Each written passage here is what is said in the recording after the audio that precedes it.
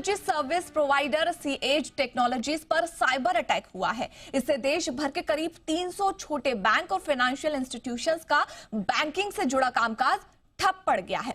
ग्राहक एटीएम से पैसा नहीं निकाल पा रहे, वहीं यूपीआई से पैसा ट्रांसफर करने में भी समस्याओं का सामना करना पड़ रहा है। खबर पर पूरी डिटेल के साथ जुड़ रही है हमारी सहयोगी एकता सूरी। एकता, बताइए किस तरीके का हमला किया गया है और साथ ही इस हमले के बाद क्या एक्शन लिया जा रहा है, लोगों को किस तरीके की परेशानियों का सामना करना पड़ रहा है? जी बिल्कुल भावना, जैसा कि अभी आपने बताया कि जो एटीएम सर्विसेज हैं वो बंद हो गई हैं। यूपीआई है जो इम्पोर्टेंट पेमेंट ट्रांजैक्शंस के लिए, आईएमपीएस है, एनईएफटी है, ऐसी बहुत सी बैंकिंग सर्विसेज जो हैं वो देश के इस समय 300 बैंक्स में ठप पड़ी हैं।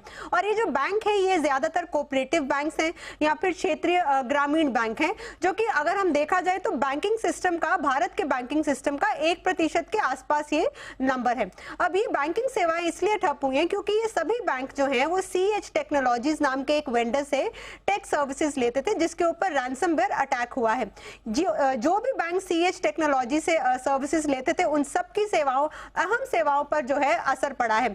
अब इसके बारे में जानकारी भी दी है एनपीसीआई ने अपने सोशल मीडिया हैंडल्स पर। और एनपीसीआई के हिसाब से सीएच टेक्नोलॉजीज जो है ये एक टीसीएस और एसबीआई का जॉइंट वेंचर है, और क्योंकि इस पर रैंसमवेयर अटैक हुआ है इसलिए अभी फिलहाल इसकी जो सर्विसेज है सस्पेंड कर दी है एनपीसीआई ने। लेकिन देश के 300 ऐसे बैंक हैं जहां पर लोग पैसे नहीं निकाल पा रहे, एटीएम की सर्विसेज बंद हुई पड़ी है। ये रैंसमवेयर अटैक क्योंकि बैंकिंग सिस्टम पर है, भले ही वो जो वेंडर यूज कर रहे हैं उस पर हुआ, लेकिन सेवाएं तो बैंक की ठप हुई, इसलिए थोड़ी चिंता का विषय भी है। क्योंकि आरबीआई भी अपने सर्कुलर्स में ये बैंकों को बार बार कहता आया है कि जो भी वो थर्ड पार्टी वेंडर ले रहे हैं, जिसे वो हायर कर रहे हैं, उसका थरो चेक करें, उसकी टेक का भी थरो चेक करें।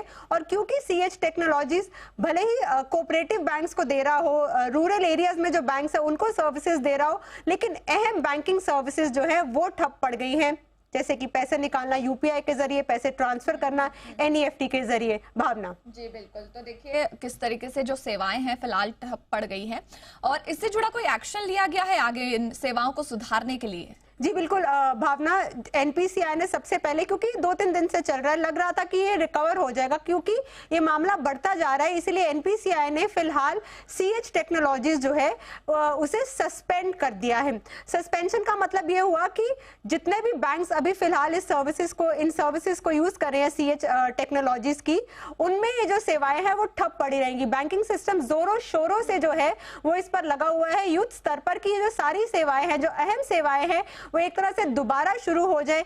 वेंडर्स जो है उनकी नई तलाश हो रही है, जितनी भी जल्दी ये काम हो सके युद्ध स्तर पर है, क्योंकि पैसे निकालना है, पैसे ट्रांसफर करना बैंकिंग सिस्टम का यही काम है। भावना बिल्कुल बिल्कुल, शुक्रिया एकता इस पूरी डिटेल के लिए।